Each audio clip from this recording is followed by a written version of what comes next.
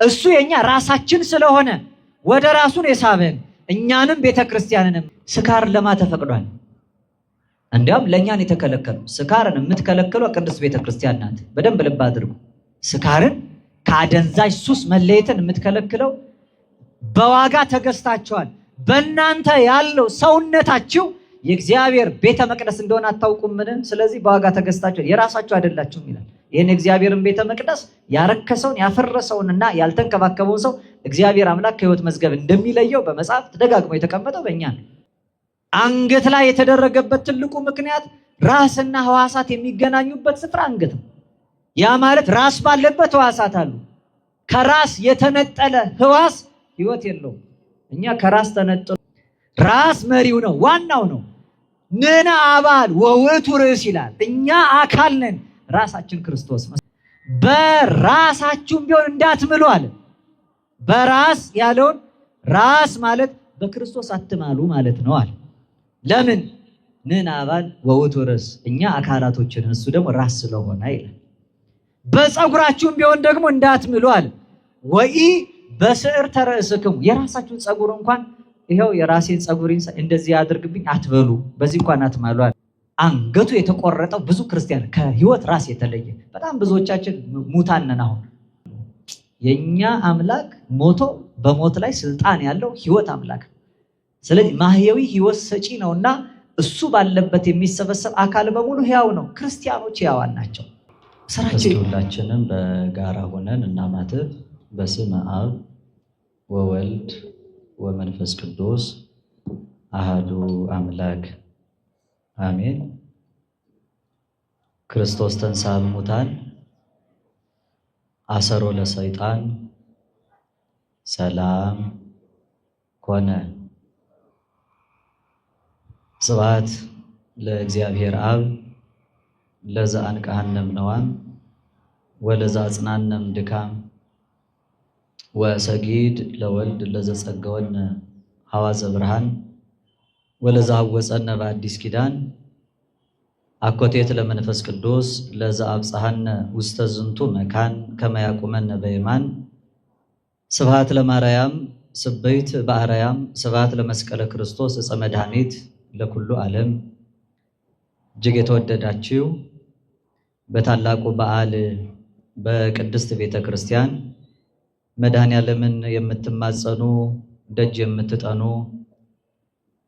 አይንተ እግዚአብሔር አበው ካህናት፣ ሊቃውንተ ቤተ ክርስቲያን፣ መምህራን፣ መለኮታዊ ለሆነው ምስጢር ላይካን የምትሆኑ ወንድሞቼ ዲያቆናት፣ ቅዱሰ ባህሪ ንጹሐ ባህሪ ሉለ ባህሪ እግዚአብሔር አምላክ የሚወዳችሁ የምትወዱት ምዕመናን ምዕመናት፣ ሁላችሁም የእግዚአብሔር ቤተሰቦች እንደምን ሰነበታችሁ?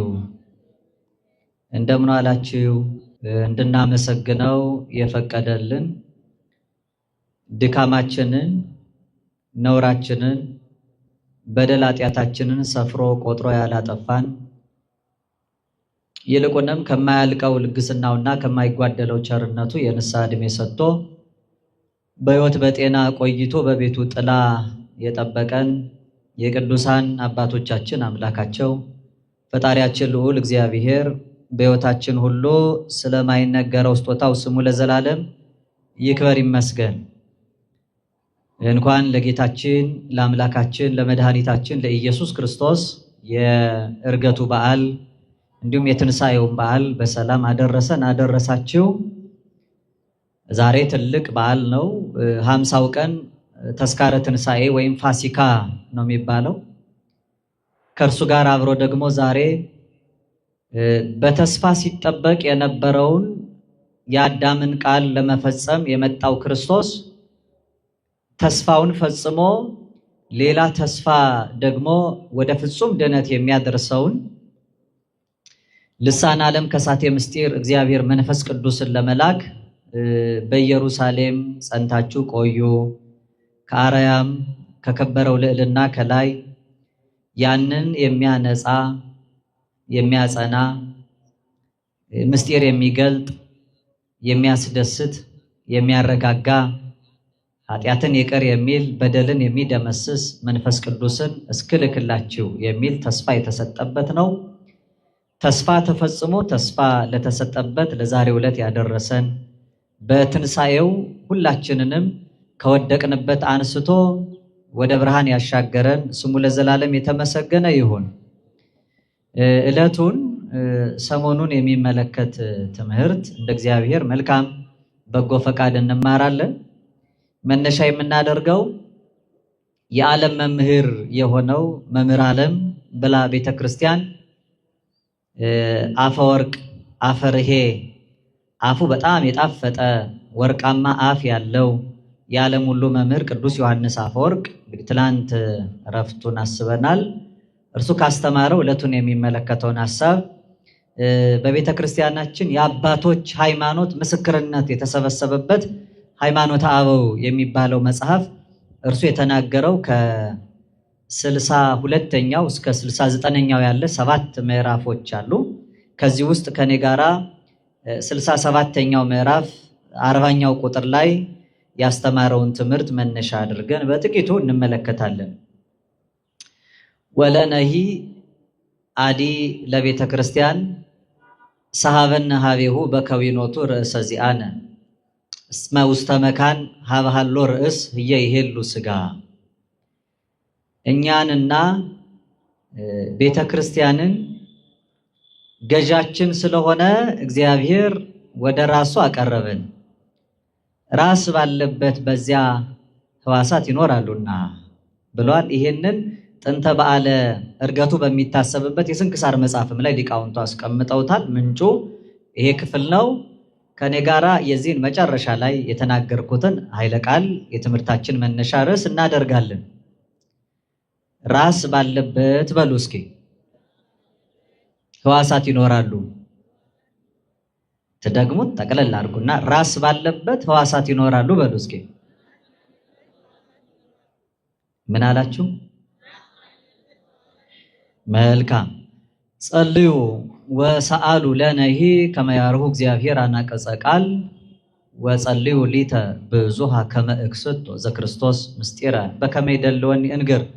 ሰማያዊ የሆነውን የጌታችንንና የአምላካችን የመድኃኒታችን የኢየሱስ ክርስቶስን ቅዱስ የሆነ ሰማያዊ ቃል እንድንማማር የምስጢራት ሁሉ ባለቤት እግዚአብሔር መንፈስ ቅዱስ በቸርነቱ ለሁላችንም የራቀውን አቅርቦ የረቀቀውን አጉልቶ የተሰወረውን ገልጦ የተከደነውን ከፍቶ እንድንረዳ ይረዳን ዘንድ ጸልዩ። ይልቁንም ልናገር እንደሚገባኝ መጠን ብቻ እንድገልጠው እኔንም በጸሎታቸው አግዙኝ። እጢታ አምሳል እምነ አምሳላት ከምሳሌዎች ሁሉ ምሳሌ ታጣላት። ምንም አይነት ምሳሌ ከምንም ተገኝቶ የእርሷን ክብር የማይገልጥላት መዝገበ ምስጢር የቤተ ክርስቲያናችን አንደበት ሰዓሪተ መርገሙ ለአዳም መድኃኒታ ለሔዋን የምንላት የኛ የደካሞቹ የኃጥአን ተስፋ የዓለም ሁሉ የመዳን ምክንያት ላዘነው ለተከዘው ለተጨነቀውና ለሚያለቅሰው ዓለም ከልቡ ላይ ሐዘን እንዲርቅ ከፊቱም ላይ እንባ እንዲደርቅ መጽናናት የሆነውን ደስታ የወለደች መዋዘ ፍስሐ በጨለማና በሞት ጥላ መካከል ወድቀን ለምንኖር ለሁላችንም ድቅድቅ ከሆነው ጨለማ ወደሚደነቀው ብርሃን እንድንሻገር ማንም የሚቀርበው በሌለ እውነተኛ ብርሃን ውስጥ የሚኖረውን ፀሐይ ጽድቅ እውነተኛ ፀሐይ እውነተኛ ብርሃን እግዚእነ ኢየሱስ ክርስቶስ በማኅፀኗ ተሸክማ ወደ ዓለም የወለደች እመብርሃን ለሞተው ለተቀበረው ምድር ከሞት በኋላ ሕይወት ከመቃብርም በኋላ ትንሣኤ የተገኘባት መሰረተ ሕይወት ትንሣኤ ወላዲተ አምላክ ድንግል እመቤታችን ማርያም በአማላጅነቱ አትለየን። መድኃኔዓለም አምላካችን አማኑኤል እረኛችን ሁላችንን በአጹረ መስቀሉ ደግፎ በቀደመው ስርዓት በአባቶቻችን ፍኖት በተዋሕዶ በረት ያጽናን። ጥበቡን ዕውቀቱን ምስጢሩን ይግለጥልን። የዚህ ታላቅ ታማኝ ሐዋርያ የዓለም ብርሃን የሆነ የቤተ ክርስቲያን አንደበት አፈወርቅ ቅዱስ ዮሐንስ ረድኤቱ በረከቱ በሁላችን ላይ ይደር። ብዙ ትምህርት አስተምሯል። ብዙ ድርሳናት ደርሷል። አባቶቻችን ለምስክርነት እንዲሆን ከሃይማኖተ አበው 62ኛ እስከ 69ኛ ያለውን 7 ምዕራፍ ዘቅዱስ ዮሐንስ አፈወርቅ የቅዱስ ዮሐንስ አፈወርቅ ትምህርት ብለው አምጥተዋል። የዚህ ታላቅ ሊቅ እውነተኛውን ሕይወት በእውነተኛ መንገድ የገለጠ ታላቅ አባት በረከቱ በሁላችን ላይ ይደር እና በዚህ በተነሳንበት መሪ ቃል በሃይማኖተ አበው ምዕራፍ 67 ቁጥር 40 ላይ እንዲህ ብሎ ተናግሯል። ወለነሂ አዲ ለቤተ ክርስቲያን ሳበነ እግዚአብሔር ሀቤሁ በከዊኖቱ ርእሰ ዚአነ እስመ ውስተ መካን ሀበ ሀሎ ርእስ ህየ ይሄሉ ስጋ። እኛን ቤተ ክርስቲያንንም አለ ገዣችን በመሆኑ እግዚአብሔር ወደ ራሱ ሳበን ይላል። እስኪ በሉ እኛን በሉ። ቤተ ክርስቲያንንም ማና ማንን? እኛን ቤተ ክርስቲያንንም ማለት ሁለት ነገር ነው። እኛና ቤተ ክርስቲያን። አንደኛ እኛን ቤተ ክርስቲያንንም ማለት ቤተ ክርስቲያን ማለት እኛ ማለት ስለሆነ ቤተ ክርስቲያንንም ማለት ነው። ወደ ራሱ ሳበን እግዚአብሔር። ለምን? የኛ ገዢ ነዋ ይላል። የኛ ገዢ ተብሎ የተተረጎመው በካዊኖቱ ርእሰ ዚአነ የኛ ገዢ ወይም ራስ ስለሆነ ይላል። እንግዲህ ትንሽ የምንማረው ስለ ራስ ነው። ስለ ራስ ብንችል ያው ራሳችንን ገዝተን እንድንሄድ ራሳችን እንድንችል ጭምር በመጨረሻው እናጠቃልልበታለን። ስለ ራስ ነው የምንማረው። ነገር ርዕስ ወይም ስለ ራስ ነው የምንማረው። ርዕስ የሚባለው ራስ ነው፣ መነሻ ነው። እንዲያውም ስንማርም ታውቃላችሁ የትምህርቱ ርዕስ እንላለን። የትምህርቱ ርዕስ ማለት የትምህርቱ ራስ ማለት ነው። ራስ ማለት ነው ዋናው ነገር ነው ራስ የሚባለው። ራስ ማለት ሁለመናችን የሚቆጣጠረን ነገር ነው። ራስ የሚባለው ገዢ ነው። እንዲያውም የሀገራችን የተመቸ ነው ለባለስልጣናቱ ራስ አበበ የሚባሉ ሌላ ማን ራስ ታውቃላችሁ? ራስ ደስታ ዳምጠው አይደል? ከቀድሞ ከነበሩት መሳፍንተ ብሔር መካከል ገዢዎችን የጦር አለቆችን ከፍ ሲያደርጓቸው ራስ የሚል ስም ይሰጧቸው ነበር። ራስ ማለት ገዢ ማለት ነው። ርዕስ ማለት ገዢ ማለት ነው። ሰውነትን የሚገዛው ራስ ነው። ራስ ነው። ራስ ባለበት በዚያ አለና ህዋሳት ይኖራሉ አለ። እሱ የኛ ራሳችን ስለሆነ ወደ ራሱን የሳበን እኛንም ቤተክርስቲያንንም ማለት። ይሄ የተነገረው ስለ ዛሬው እርገት ነው። በእርገቱ ወደ ሰማይ ከፍ ያለው አምላካችን ከመያለብ እርገተ ጻድቃንም እንደሚያርጉ በምድር እንደማይቀሩ ከፍ ብለው ወደ ላይ እንደሚወጡ በደመና እንደሚነጠቁ ለመናገር ክርስቶስ ወደዚያ ይል። እሱ የኛ ራስ ነው። የተሰቀለው በራስ ቅል ነው። እየሰማችሁ ነው? ራስ ባለበት የተሰቀለው በራሳችን ላይ ያን መስቀል ሁልጊዜ እንድንስለው ክርስቶስ በዓይኖቻችሁ መካከል እንደተሰቀለው ሆኖ ተስሎ እንዳታስተውሉ ማነው አዚም ያደረገባችሁ ብሏል የገላትያን ሰዎች ቅዱስ ጳውሎስ። በራሳችሁ ፊት በፊት ለፊታችሁ። ለዛ ነው በሰው ልጆች ራስ ላይ የክርስቶስ ስቅላቱ መከራው ማዳኑ የታተመ እንዲሆን የተሰቀለበት ስፍራ ራሱ ራስ ቅል ነው የሚባለው ጎልጎታ።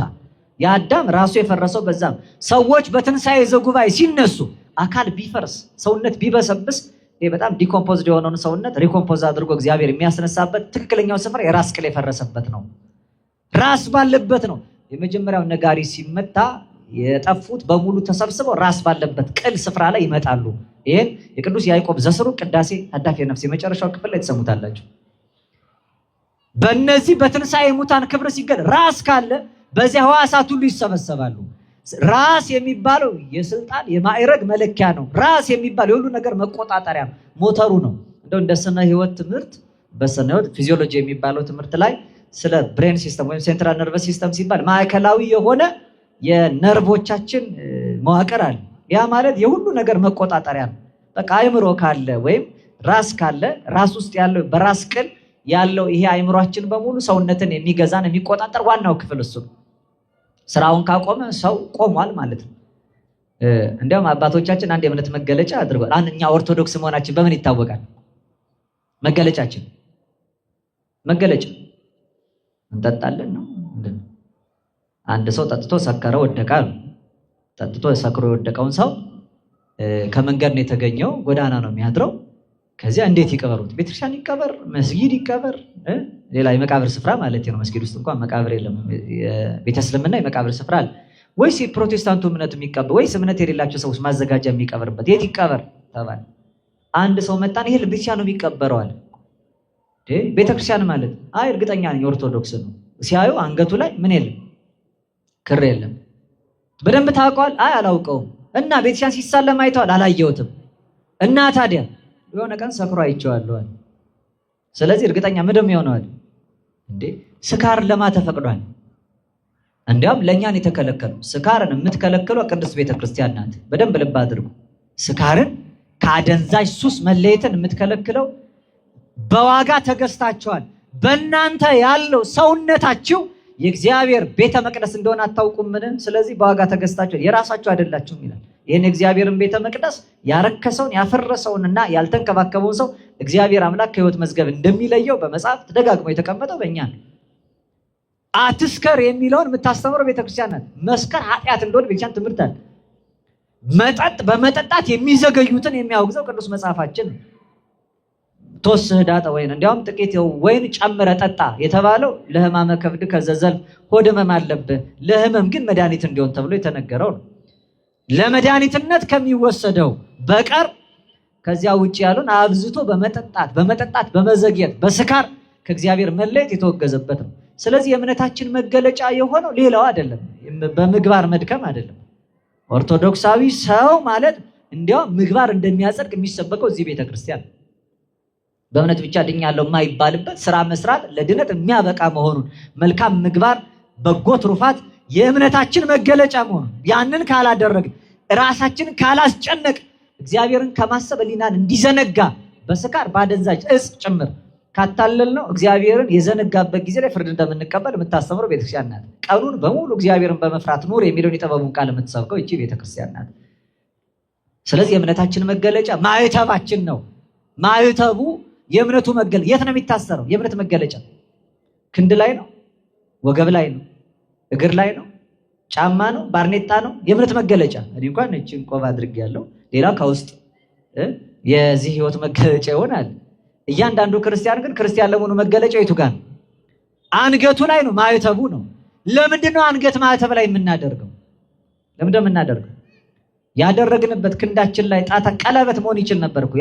ያገባ ቀን የጋብቻ ምልክቱ ቀለበት እንደሆነው የተጠመቅን ቀን ደግሞ አንዱ ላይ አውራ ጣታችን ላይ ሁሉ ድንግል ማርያም ልጇን በተወለደ ጊዜ የሉቃሱን ትርጓሜ ሲናገር አውራ ጣቱን አሰረችው ይላል። ልክ አውራ ጣት ታስሮ እንደሚወረድ የተወለደው በኩር አድርገው እንዳደረጉት እንደ ብሉይ ዘመን የበኩር ልጇ ስለነበር እናደርጋለች ክርስቶስ።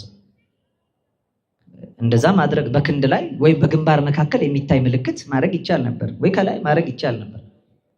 አንገት ላይ የተደረገበት ትልቁ ምክንያት ራስና ሕዋሳት የሚገናኙበት ስፍራ አንገት ነው።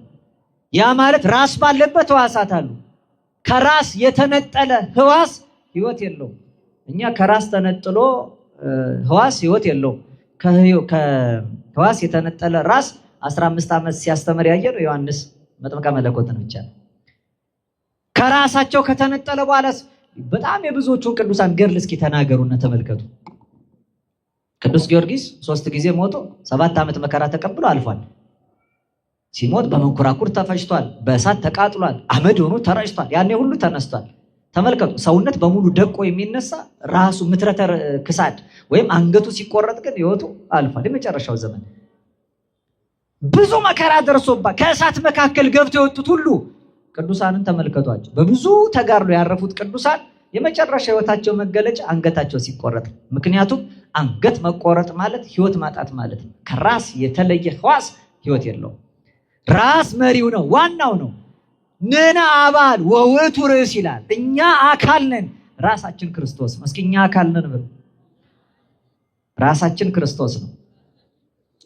ራስ ባለበት ነው ሕዋሳት የሚሰበሰቡት። ምን ባለበት አልኳቸው? ራስ ባለበት ሕዋሳት ይሰበሰባል። ራስ ከሌለ ሕይወት የለም። ራስ ከሌለ ሕይወት የለም። እንደው በመጽሐፍ ሊቃውንቱ በጣም በሚደንቅ ሁኔታ እንዲህ አሉ። ጌታችን ክርስቶስ ሕግና ነቢያትን ለመሻር አልመጣም፣ እንዲያውም ላጸና ልፈጽም እንጂ ሲል ቀድሞ እንዲህ እንደተባለ ሰምተ እኔ ግን እንዲህ እላቸዋለሁ ይላል። ቀድሞ የእግዚአብሔርን ስም በከንቱ አትጥሩ እንደተባለ ሰምታችኋል። እኔ ግን የምላችሁ ፈጽማችሁ እንዳትምሉ ነው አለ። አትማሉ፣ ስትምሉ አለ በዚህ አትማሉ። ኢ በሰማይ በሰማይም ቢሆን እንዳትምሉ አለ። ወኢ በምድርም ቢሆን እንዳትምሉ አለ። ወኢ በኢየሩሳሌም በኢየሩሳሌምም ቢሆን እንዳትምሉ አለ። በሰማይ እንዳትምሉ፣ የታላቁ አምላካችን ዙፋኑ ነው፣ በምድር የእግሩ መረገጫ ናት። ኢየሩሳሌም የእሱ ከተማ ናት፣ በዚህም እንዳትምሉ አለ። በራሳችሁም ቢሆን እንዳትምሉ አለ። በራሳችሁም ቢሆን ማለት እኔ ገሌ ብላችሁ አይደለም፣ በራስ በዚህ ራስ እንዳትምሉ። ከዚያ ምን አለ? በፀጉራችሁም ቢሆን እንኳን እንዳትምሉ ይላል። በሰማይም ቢሆን አትማሉ ሲል በመለኮት እንዳትምሉ፣ በምድርም ቢሆን እንዳትምሉ። መለኮት ከላይ ወርዶ ከድንግል ማርያም ነስቶ በተዋህዶ በስጋው እንኳን እንዳትምሉ ማለት ነው። በኢየሩሳሌም እንዳትምሉ፣ ሰላምን በሚሰጥ በዚህ በእንተ ቅድሳት ሰላማዊት ሰላምን አስተበቁ ከመ እግዚአብሔር ያስተሳልመን በሳለ ዚያው አንድ የምታደርግ ሰላማዊት ስለሆነች ስጋውና ደሙ ይላል። ኢየሩሳሌም የሰላም ከተማ ናት። ሰላም አድራጊው ኢየሩሳሌም የምንላት የምንቀበላት ስጋውና ደሙ ናት። ምክንያቱም ሰላም እሁበክሙ ሰላሜን እሰጣቸዋለሁ ወሰላም አቡየ የአባቴን ሰላም ተውላቸዋለሁ ያለው እሱ ነው። የተወልን ሰላም በቤተ ክርስቲያኑ ነፍስን ከስጋ የሚያስማማ ክርስቲያኖችን አንድ የሚያደርጋቸው ሁሉን የክርስቶስ ሙሽራ የሚያደርግ እኛ የክርስቶስ ሙሽሮች ነን። እኛ ምን ሆነን አልኳችሁ? የክርስቶስ ሙሽሮች ነን። ሙሽሮች ሚስት ማለት ነው። እሱ ዘቦ መራት መራዊ ውቱ ሙሽራይቱ ካለችው ሙሽራ ነው። ስለዚህ ሙሽራይቱ እኛ ነን። እኔ ሙሽራው ነኝ የክርስቶስ። እናንተ ከተጣላን ብዙ ሚስት አለው ወደ ማለት ያስኬዳል። ሎቱ ስብሐት። አንድ ከተስማማን ለስጋው ደግሞ ከበቃን ብቻ ነው የክርስቶስ ሙሽራ መሆን የምንችለው። ምክንያቱም ያመኑትም አንድ ልብ አንድ ነፍስ ነበረቻቸው። ስለዚህ ባለ አንድ ነፍስ ሆነን ነው የምንቀርበው። አንድ የምታደርገው እቺ ሰላማዊት ኢየሩሳሌም የምትባለው እሷ ናት። ስለዚህ በስጋውና ደሙ አትማሉ አለ፣ ባህሪው ናትና ማለት ነው። በራሳችሁም ቢሆን እንዳትምሉ አለ። በራስ ያለውን ራስ ማለት በክርስቶስ አትማሉ ማለት ነው አለ። ለምን ንን አባል ወውቱ ርዕስ፣ እኛ አካላቶችን እሱ ደግሞ ራስ ስለሆነ ይላል። በፀጉራችሁም ቢሆን ደግሞ እንዳትምሉ አለ። ወኢ በስዕርተ ርእስክሙ፣ የራሳችሁን ፀጉር እንኳን ይኸው የራሴን ፀጉር እንደዚህ ያድርግብኝ አትበሉ፣ በዚህ እንኳን አትማሉ አለ።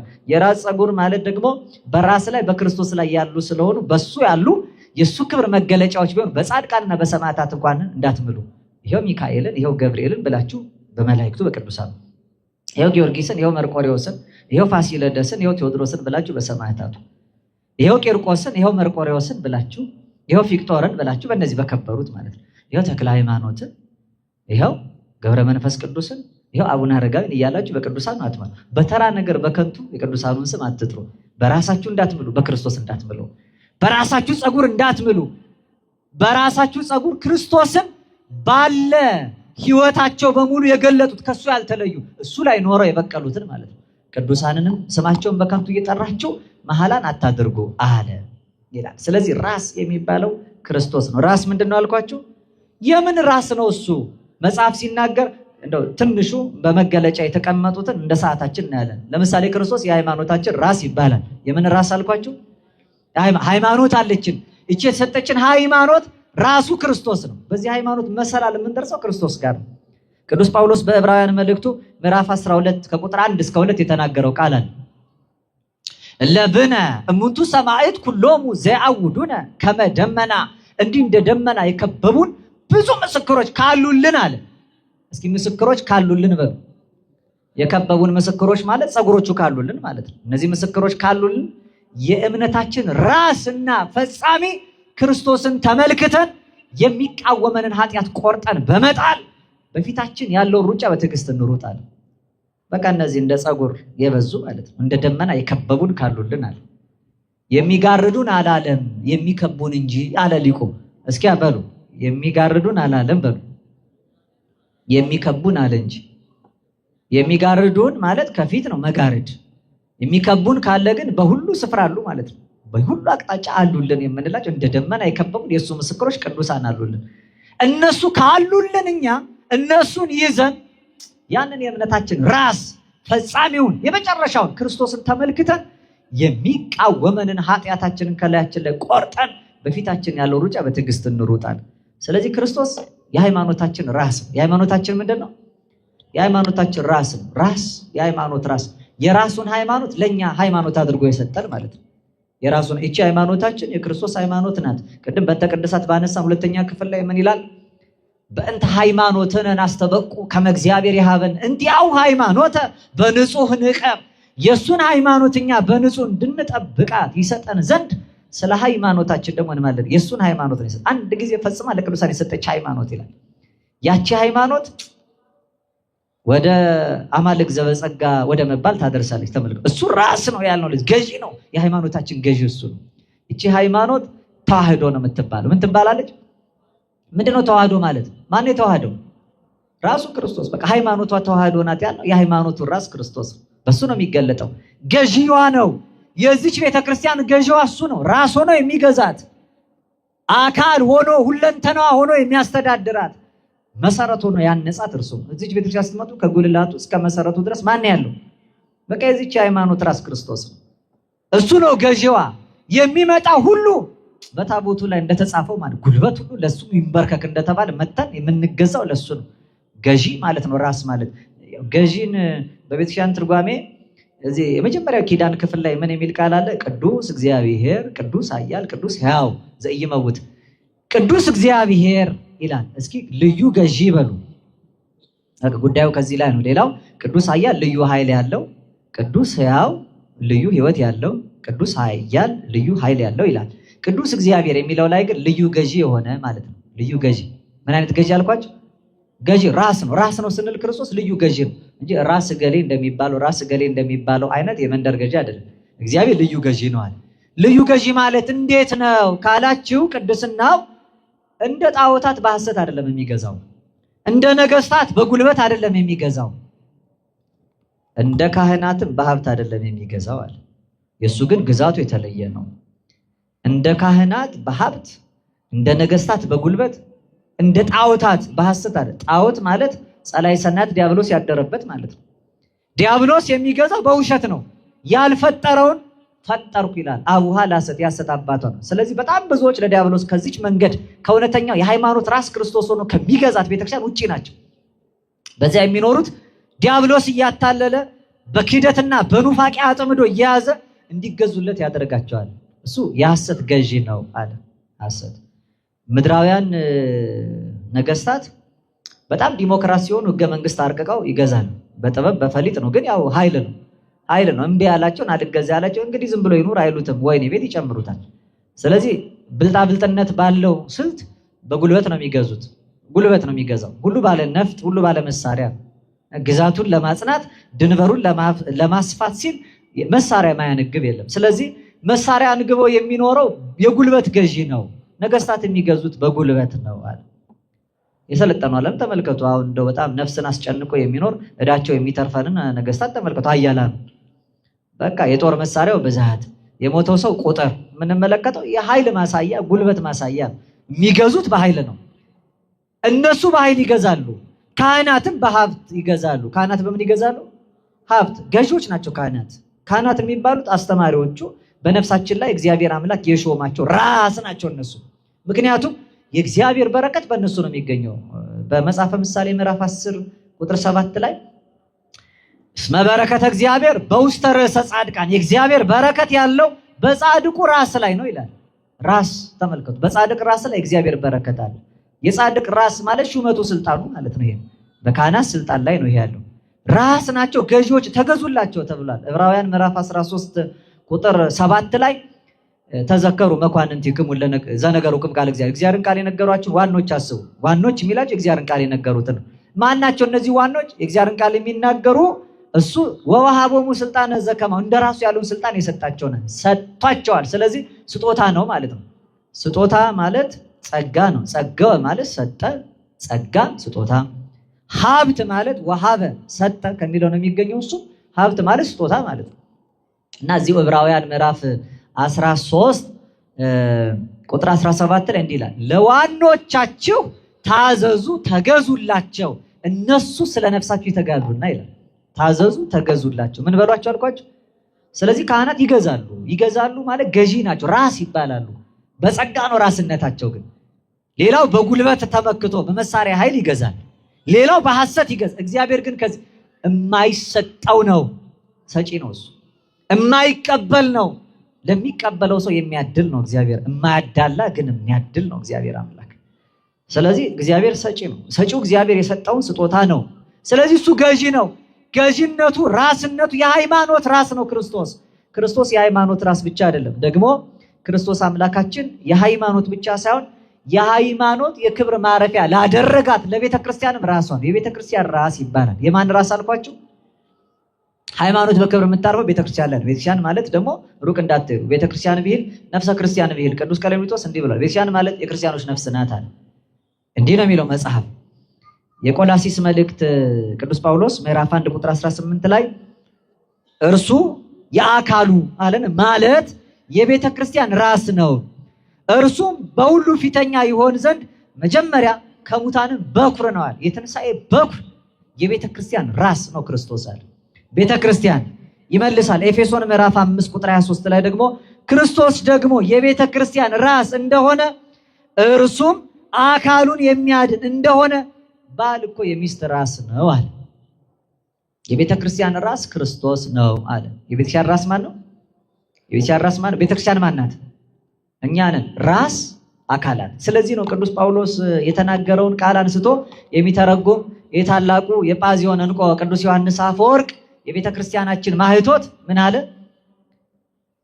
ሀባሎ ርዕስ እየሄሉ ስጋ አለ። ራስ ባለበት በዚያ ሕዋሳት ይሰበሰባል። ምክንያቱም ለነሂ ለኛ ዋዲ ለቤተ ክርስቲያን ቤተ ክርስቲያንንም አለ ሳበና ሀቤው እግዚአብሔር በከዊኖቱ ርዕሰ ዚአነ የኛ ራሳችን ነውና እሱ አካላቶቹን በሙሉ ወደ ራሱ ሰበሰበናል። ራስ ካለ አካል አብሮት ከራስ ጋር ሲኖር ሕያዋን ይሆናሉ። ራስ ካለ አሁን እኛ ክርስቶስ ራስ ከሆነ ቤተክርስቲያን የተባልን እኛ ምዕመናን ሁላችን አካላቶቹ ነን ማለት። ራስ ባለበት ሕዋሳት ይኖራሉ። ምዕመናን የትኞቹ አካላት ነን? እስኪ ራሳችሁን ተመልከቱ። ክርስቶስ ራስ ከሆነ ከራስ ክርስቶስ በታች ያሉ አካላት ከሆነ እኛ ከአካል ክፍሎቹ የትኞቹ ነን? ካህናትን ቅዱስ አትናቴዎስ ሐዋርያዊ በቅዳሴ አትናቴዎስ ላይ ካህናት አንትሙ አዕይንቲሁ ለእግዚአብሔር ተናጸሩ በበይናቲክሙ፣ እናንተ ካህናት የእግዚአብሔር አይኖች ናቸው፣ እርስ በርሳችሁ ተያዩ አላቸው። በነገራችሁ ላይ ይሄ እርስ በርስ ተያዩን የተባለው ካህን እንዲያይ ምዕመን አልተፈቀደለትም። ምክንያቱም የእግዚአብሔርን ኃይል ደፍሮ ማየት አይቻለው። መገሰጽ እንኳ ቢያስፈልግ ሰፊ ሀሳብ ነው። የሚገስጸው ካህኑን ነው። ያው ሽቅብ ውሃም አይፈስ አይደል?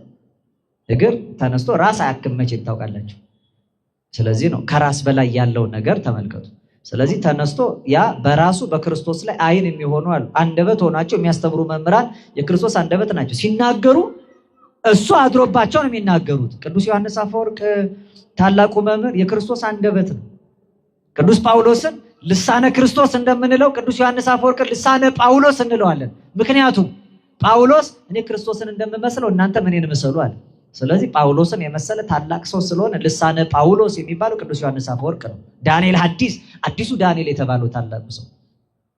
ስለዚህ በአንደበቱ ሲናገር እኔ የምናገረው የእኔ ቃል አይደለም የሚያናገረኝ ክርስቶስ ነው ይል ነበር። ኢሳይያስ ትንቢተ ኢሳይያስ ምዕራፍ 1 ቁጥር 1 ጀምሮ እንደገና ቁጥር 20 ላይም ተናግሯል። ስማ ሰማይ ዋጽሜ ምድር እስመ ከመዝ ነበበ እግዚአብሔር፣ ሰማይ ስማ ምድር አድምጪ እግዚአብሔር ይህን ተናግሯልና አለ። እኔ አይደለሁም የምናገረው ኢሳይያስ አለ። ስለዚህ ምስጢሩን የማይሰውር እግዚአብሔር። ከዚያ ምን አለ? እሺ ብላችሁ ብታዘዙ በረከትን ትበላላችሁ የምድሪቷን፣ እምቢ ብትሉና ብታመፁ ግን ሰይፍ ነው የሚበላ። የእግዚአብሔር አፍ ይሄን ተናግሯልና። የማን አፍ ይሄን ተናግሯል? የኔ የደካማው አፍ እንዳይመስላችሁ ይሄን የሚናገረው እግዚአብሔር አፍ ነው አለ አባ ጊዮርጊስ ዘጋስጫ። ኢትዮጵያዊው ዮሐንስ አፈወርቅ የምንለው ታላቁ መምህር ምን አለ? ዘበነቢያት አስተንፈሰ እግዚአብሔር ከመ ያስምዕ ቃሉ ለሕዝብ። እግዚአብሔር ለሕዝቡ ቃሉን ማሰማት ሲፈልግ እኮ በነቢያቱ አድሮ ነበር የሚተነፍሰው ይላል። ስለዚህ ነቢያት እስትንፋስ የእግዚአብሔር አፍ ይባላል። ተመልከቱ፣ ራሱ ላይ ያሉ ሕዋሳቶቹ የሚባሉ እነዚህ ናቸው። እውነተኛ ንግግር የሚናገር የእግዚአብሔር አንደበት ይባላል። በጎ ዜና የሚሰማ መልካም የምስራች የሚያደምጥ ደግ ነገርን ለመስማት ጆሮች የፈጠሩለት ሰዎች የእግዚአብሔር ጆሮ ይባላል። ለምጽዋት የተዘረጋ እጅ ያለው ሰው የእግዚአብሔር መዳፍ ይባላል። እጁ በሙሉ ለድሃ ቸርነትን የሚያደርግ ሰው ለእግዚአብሔር ነው የሚያበድረው። ድሃ እግዚአብሔርን አብላኝ ይለዋል፣ እግዚአብሔርን አጠጣኝ ይለዋል። የሚሰጠው ሰው የእግዚአብሔር እጅ ነው ማለት ነው። አብላኝ ያለውን እግዚአብሔርን ተስፋ አድርጎ ላደረው እጆቻችሁ ከሰጡ ያ እጅ የእግዚአብሔር እጅ ነው፣ የማ እጅ ነው? ምክንያቱም እግዚአብሔር ድሃው ላይ አድሮ የሚቀበል ብቻ አይደለም፣ ሙዳየ ምጽዋት ብቻ አይደለም። ድሃ ዘያአሲ ተወካፊ እግዚአብሔር ሰጪ ነው፣ ደግሞ ተቀባይ ነው። በባለጸጋው ላይ አድሮ ያመነ የታመነ ኮን የሚሰጥ እግዚአብሔር ነው ይላል። ስለዚህ እጆቻቸው እግዚአብሔር እጆች ናቸው። ቤተክርስቲያን ከሆነ ቤተክርስቲያን ማለት እኛ ነን ካለ ማለት ነው። እግሮቻችን መልካም ዜና ለመናገር የሚፈጥኑ ናቸው፣ ክፉ ለማውራት የሚዳክሩ ናቸው። በጎ የምስራች ለማድረስ ሰዎችን ለመታደግ የሚፈጥኑ፣ ሌሎችን ለማዳን የሚፈጥኑ፣ ጠላትን ጭምር ለመርዳት የሚጣደፉ እግሮች ካሏቸው እግሮቻችን የክርስቶስ አካላት ናቸው ማለት ነው። ራስ ባለበት የሰበሰቡ ሕዋሳት ዛሬ ብትመለከቱ የክርስትናው መገለጫ እንደው በየማህበራዊ ሚዲያው ላይ ስሞቻችን ብዙዎቻችን እንደዚያ ነው። እንዲያውም በዋናው ስም አይገለጥም። ሰው በጣም ብዙ አካውንት ይኖረዋል። ሳይደብቁ ሳያፍሩ እንደ ንስሐ የሚናገሩም ስላሉ ብዬ ነው።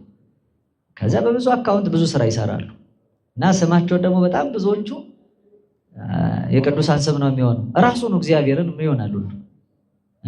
ከዛ የክርስቶስ አሽከር የክርስቶስ ባሪያ እንደሆነ ሊመሰክሩ ይችላሉ። የተዋህዶ አርበኛ እንደሆነ ሊመሰክሩ፣ ድንግል ማርያም እናቴ ሊሉ ይችላሉ፣ ቅዱስ ሚካኤል አባቴ ሊሉ ይችላሉ። በዚያ ስም ሆነው ነው የሚናገሩት። ሲሳደቡ ሚካኤል አሁን ተመልከቱ፣ ቅዱስ ሚካኤልን አባቴ የሚል፣ ድንግል ማርያምን እናቴ የሚል፣ ኪዳነ ምሕረትን ጠባቂ የሚል፣ ሥላሴን ፈጣሪ የሚል ሰውን እንዴት ይሳደባል? በዚያ ስም ያስ ሁለተኛ የሚመልስና የሚሰድብ ማን እንደሚሰድብ ታውቃላችሁ? ማን ነው የሚሰድበው? ታላቁ ቅዱስ ሚካኤል ብሎ ከከፈተ አንድ ታላቁ መልአክ ቅዱስ ገብርኤል ብሎ የሚሳደበውን ሰውየው ሲመልስ አንተ ታላቁ ሚካኤል ቅዱስ ገብርኤል ብሎ ሲመልስለት ምን ብሎ እንደሚሰድበው ታስታውሳላችሁ? ታስተውሉታላችሁ? የቅዱሳንን ስም ይዘን የቅዱሳኑን ስም አሰድበን እንኳን የክርስቶስ አካላትና ብልቶቹ ልንሆን ቀርተን ራሳችንን እንኳን የሚገልጥ ማንነት እኮ የለንም። እንኳን ስማችንን ተውት። አመር ከመስብከ ሕያው ወምውት አንተ ምውት ነህ አንተ የሞትክ ነህ። ስራህን አውቃለሁ። ቅዱስ ዮሐንስ በራእዩ እንደተናገረው ማለት ነው። ስም አለ፣ ነገር ግን ሞተሃል። በምግባር ያልተገለጠ ስም፣ ማንነቱን የማይገልጥ ስም በቤተክርስቲያን ስም ተከፍቶ በቅዱሳን ስም ተከፍቶ የክርስቶስን ራስነት አካል አድርጎ የሚኖር እሱ ራስ ነው ከተባለ ሕዋሳቶቹ በሙሉ ከራስ ጋር ነው። ራስ የሚመራው አካል አሁን ለጭንቅላት የማይታዘዝ እግር አለ።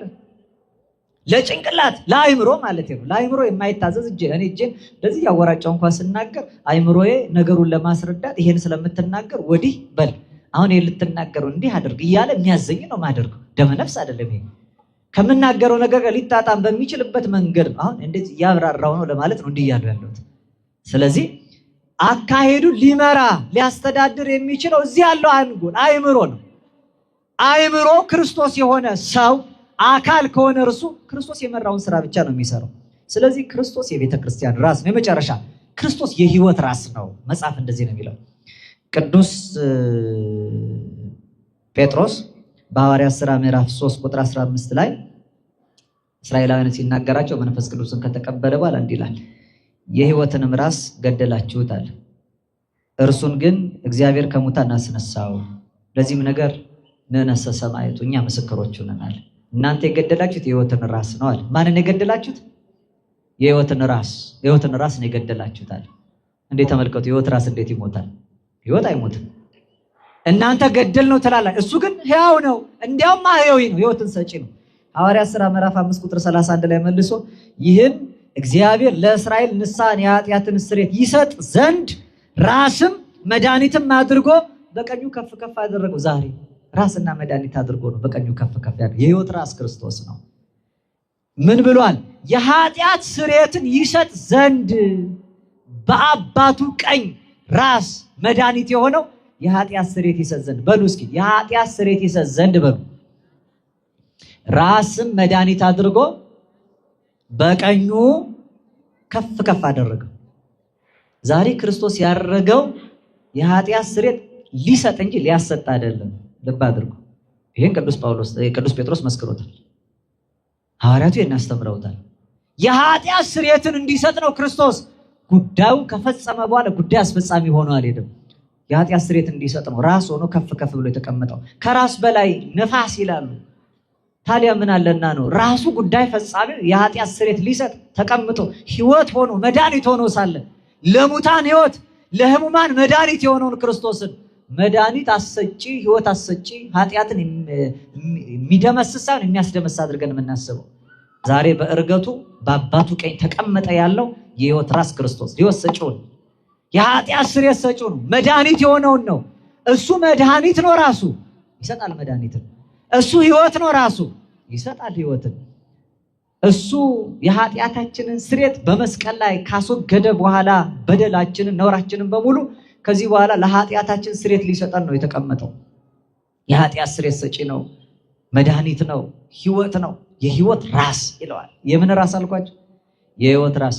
ከሕይወት ራስ ጋር የሚኖር አካል ሁሉ ሕያው ነው። እንደነገር ሰማዕታት የሰማዕትነት መጨረሻቸው ምትረተ ክሳድ አንገት መቆረጥ ነው። ለዚህ ነው ማተባችን አንገታችን ላይ የሆነው። አንገቱ የተቆረጠው ብዙ ክርስቲያን ከሕይወት ራስ የተለየ በጣም ብዙዎቻችን ሙታን ነን። አሁን በኃጢአታችሁ ምክንያት ሙታን ናችሁ ይላል መጽሐፍ። ኃጢአት የሚሰራ በደል የሚፈጽም ሰው የሞተ ሰው ነው። አሁን ዛሬ ከዚህ ሕይወት ጋር ለመኖር የሚያበቃውን የሕይወት ራስ ክርስቶስ ጋር የሚያስጠጋውን ሕይወት ትምህርት ነው ቤተክርስቲያን የምታስተምረው። ተመልሳችሁ በሕይወት ኑሩ ነው የሚለው መጽሐፍ። ተመልሳችሁ በምን ኑሩ? በህይወት ኑሩ። ህይወት ማን ነው? ነው አይደለም? ዮሐንስ ወንጌል ምዕራፍ 11 ቁጥር 25 ላይ አነ ውእቱ ብሎ ትንሣኤ ወህይወት፣ ህይወት እኔ ነኝ፣ ትንሣኤ እኔ ነኝ ያለው እሱ ነው። የህይወት ራስ እሱ ነው። ህይወት ሰጪ ነው። ከህይወት ክርስቶስ ጋር ሀበ ሀሎ ርዕስ ህየ ይሄሉ ስጋ፣ ራስ ባለበት የሚኖር ስጋ፣ ራስ ባለበት የሚኖር አባል አካል ህይወት ካለ ህያው ነው ማለት ነው።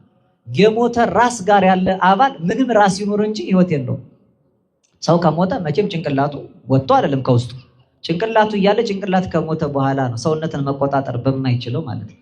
በጣም ከፍተኛ አደጋ ላይ ያሉ ሰዎች ኢንቱቤትድ ሆኑ ይባላል፣ ወይም ኢንቱቤሽን ማሽን ላይ ይገባሉ። አእምሮ የተወሰኑ አካላትን መቆጣጠር ሲያቅት በግድ እየተጨነቁና እየተገፋ አተነፋፈስ እንዳይቋረጥ ይታገላሉ። ራስን የሚያነቃ ኦክሲጅን ሰፕላይ እስኪኖር ድረስ ማለት ነው። ምክንያቱም ዋናው ሳምባን መደገፍ በሕክምናው ሳይንስ ስለምንድን ነው አእምሮ ሊሰራበት የሚችለውን ያንን ኦክሲጅን ወደ አእምሮ ማድረስ ማለት ነው። ለምሳሌ የተለያየ ጉዳይ ቢያጋጥመው አንድ ሰው በዚህ የሚመገባቸው ምግቦች መካከል አንዱ ይሄ ዋናው የመልእክት ማስተላለፊያ መንገዶቹን የሚያጠናክረው የኦክሲጅን ሰፕላዩ ስለሆነ ማለት ነው። ያንን ካጣ ህይወትም ስለሚታጣ ያንን ለመደገፍ ሌሎቹ ህዋሳት ይረዳሉ፣ ይደገፋሉ። ወደዛ ያለው ዋናው መስመር እንዳይቋረጥ ማለት ነው። ያ ካቆመና መልእክት እምቢ ካለ ሰው ብዙ ዘመን ሳይነሳ አንኮንሽስ ነው የሚባለው በኮማ ውስጥ እንዳለ ሊያልፍ ይችላል። በዚህ አንጻር አስቡት። ዋናው ትልቁ ርብርብና ትግል ሕክምናውን የደረሰበት ጭንቅላትን ማቆየት ነው፣ ራስን ማቆየት፣ አእምሮን ማቆየት ነው። አእምሮ ከሞተ አባላት በሙሉ ይሞታሉ። አእምሮ ህይወት ካጣ አካላት በሙሉ ህይወት ያጣሉ። የኛ አምላክ ሞቶ በሞት ላይ ስልጣን ያለው ህይወት አምላክ ነው። ስለዚህ ማህያዊ ህይወት ሰጪ ነውና እሱ ባለበት የሚሰበሰብ አካል በሙሉ ህያው ነው። ክርስቲያኖች ህያዋን ናቸው። ስራቸው ይገልጣቸዋል። እንዴ እንኳን በህይወት ኖረን ከቤተ ክርስቲያን ተጠልለን ቀርቶ ወጣ እንኳን ስንል እውነተኛ መዓዛው ከክርስቶስ ያለየን ከሆነ እኮ ብሄርንበት ስፍራ አንተ ተው ጭፈራ እንኳን ካንተ ጋር አይደለም እኮ ይባላል። ሰው ጭፈራ ቤት ገብቶ አይ መጠጥ የለም አባ እንዴ እርሶ እዚህ ቦታ ላይ ጭቆባ አድርገው ይባላል እኮ። በየመንገዱ ለመሄድ የሚሳቀቀው ሰው ለዚህ ነው። ምክንያቱም መገለጫ ስላልሆነ። ይሄ የዚህ የሰውየው ብቻ አይደለም፣ ህያዋን ለሆኑ ለክርስቲያኖች በሙሉ መገለጫ ተደርጎ ነው የተሰጠው። ስለዚህ ምን አገባ የራሴ ነው ምለው አንዳች ነገር የሌለኝ ከራስ ከክርስቶስ አካሉ ጋር ያለው እኔም አንዱ ብል አንዱ እጅ ነው፣ አንዱ እግር ነው፣ አንዱ ጆሮ ነው፣ አንዱ አንደበት ነው፣ አንዱ አፍንጫ ነው፣ አንዱ አይን ነው። እንዲያሆነን ከህይወት ጋር የምንኖር ሁሉ ስለ ሁሉ ይመለከተዋል። የጥፋቱ ጉዳይ ይገደዋል። ከህይወት ጋር ያለ እንዴት ምጉት ትሆናለህ? እንዴት በሞት ትመላለሳለህ? መገለጫችን ህይወት ነው። ከህይወት ክርስቶስ ጋር የምንኖር ህያዋን ፍጥረታት ሆነን መዝለቅ የምንችለው ተመልሳችሁ በህይወት ኑሩ ስለሚል ከጥፋት መንገድ ከሞት ጎዳና መለየት ነው። መጀመሪያ በንስሐ ነው፣ ከዚያ በስጋ ወደሙ መታተም። በቃ መልካም ምግባር በጎ ትሩፋት አጽንቶ መኖር ነው። ህይወት እንጀራ የሚዘረጋበት ነው። ይሄ ክርስቶስ ያስተማረው ትምህርት ጨንቋቸው ህዝብ ሁሉ ሲበተን ዞሮ ሐዋርያትን አያቸው፣ በአመነታ እግር ተመለከታቸው። እናንተም መሄድ ትፈልጋላችሁ እንደሌለው አላቸው። ኦ እግዚኦ አበመኑ ነሐውር እንዘ ቃለ ሕይወት ዘላለም ብከ። ጌታ ሆይ አንተ የዘላለም ህይወት ቃል እያለ ካንተ ወደ ማን እንሄዳለን? ህይወት ካንተ ዘንድ ነው ያለው። ከህይወት ተለይተን እንዴት እንሞታለን? ርዕሰ ሐዋርያት ቅዱስ ጴጥሮስ ነው የመሰከረው። ይሄ ዋናውን ራስ ክርስቶስን ከተውን እኛም ህይወት የለንም። ከአንተ የተለየ ምን ህይወት አለውና አለ። ቅድም ማስታወቂያ ሲነገር ነበር። እኔ እንኳን ወደ 20 ዓመት ሊጠጋኝ ነው። ጉባኤ ኒቆዲሞስን ሳውቀው 10 ዓመት ብለዋል። ቅድም እንግዲህ ወደዚሁ ከመጣው ተቀንሶ መሰለኝ። በዚህ አገልግሎት ውስጥ በጣም ብዙ እኛን አስተምረው ያሳደጉ ዛሬም ጭምር ደግሞ ሳይታክቱ የሚያስተምሩ መምህራን በጣም ብዙ ያስተማሩበት በዓት ነው ይሄ ጉባኤ ኒቆዲሞስ የሚባለው። በጣም ብዙ ቦታ ብዙ ጉባኤ ኒቆዲሞስ፣ አሁን ዓለም አቀፍ ጉባኤ ኒቆዲሞስ ሁሉ አለ። ለዛ ሁሉ መነሻ ነው ጉባኤውና ህይወት የሚታደልበት ጉባኤ ነው። እየመጣችሁ ሐሙስ ሁል ጊዜ በአመት ይመስለኛል የሳምንት ኒቆዲሞስ ሳምንትና እርገትን ብቻ ነው 5 ዓመት ወዲህ ወደ አውደ ምሕረት እየወጣ ያለው አገልግሎቱና ዘወትር ሐሙስ አገልግሎቱ ይሰጣል፣ ህይወት ይሰጣል። ህይወት ራስ ካለበት አባላት እንዲኖር ወይም አካላቶቻችን እንዲሰበሰቡ አካላቶችን በህይወት የማሳደግ ስራ ይሰራል እና ከዚህ በዓት ከዚህ በረት ሳትታጎሉ በሞት የሚያጠምደንን ከህይወት የሚለየንን ዓለምን ገፍታችሁ የሚቃወመንን ኃጢአት ቆርጣችሁ ጥላችሁ ወደዚህ ህይወት እንድትመጡ ቤተክርስቲያን ትጣራለች እና ታላቁ መምህር ቅዱስ ዮሐንስ አፈወርቅ ወለነሂ አዲ ለቤተክርስቲያን እኛንም ቤተክርስቲያንንም ሳበን እግዚአብሔር ሀቢሁ በከዊኖቱ ርዕሰ ዚአነ የኛ ራስ ነውና እግዚአብሔር ወደ ራሱ ስቦናል። ራስ ባለበት በዚያ ሕዋሳቱ ይኖራሉ አለ። መኖሪያችንን ራስ ክርስቶስ ባለበት ያድርግልን። የሃይማኖት ራስ፣ የቤተ ክርስቲያን ራስ ክርስቶስ አምላካችን በምሕረቱና በቸርነቱ መልካም ምግባር በጎ ትሩፋት አጽንተን በአባቶቻችን ፍኖት ጸንተን ኖረን በቀኙ አቆሞ የአባቴ ቡሩካን ንዑሃቤ ትረሱ መንግስተ ሰማያት መንግስተ ሰማያትን እንድትወርሱ ወደ እኔ ኑ የሚለውን ዘላለማዊ ቃል እንድንሰማ በቸርነቱ ይርዳን። ሀገራችን ወደ ጽኑ ሰላም ይመልስልን። ተዋሕዶ ሃይማኖታችንን ቅድስት ቤተክርስቲያናችንን በቀደመ ክብርና ልዕልና ይጠብቅልን። ለአባቶቻችን ያለን ክብር፣ ለኦርቶዶክሳዊቷ ተዋሕዶ ሃይማኖታችን ያለን ፍቅር፣ በእምነት ያለን ጽናት፣ በተጋድሎም ያለን ትጋት ሳይቀንስ ሰማያዊ ኃይሉን በታቦቱ በመስቀሉ መንፈሳዊንም በረከት በእምነት በጠበሉ ተቀብለን ክብሩን እንድንወርስ የሁላችንን ፍጻሜ ያሳምርልን። እግዚአብሔር አምላካችን ፍጻሜያችንን ያማረ ጸሎታችንንም የሰመረ ያድርግልን። ወእመሂ ስሕትኩ አንትሙ ለበመንፈስ አርቶን ያላገባብ የጨመርኩትንና ስቻ ያጎደልኩትን አባቶቼ ሊቃውንት መምህራን መንፈሳዊን እግዚአብሔር ቤተሰቦች አርሙኝ። አበሃሎ ርእስ እየ ይሄሉ ሥጋ ራስ ባለበት በዚያ አካላት ይሰበሰባሉ። ይቆየን። ወስብሐት ለእግዚአብሔር ወለወላዲቱ ድንግል ወለመስቀሉ ክቡር አሜን።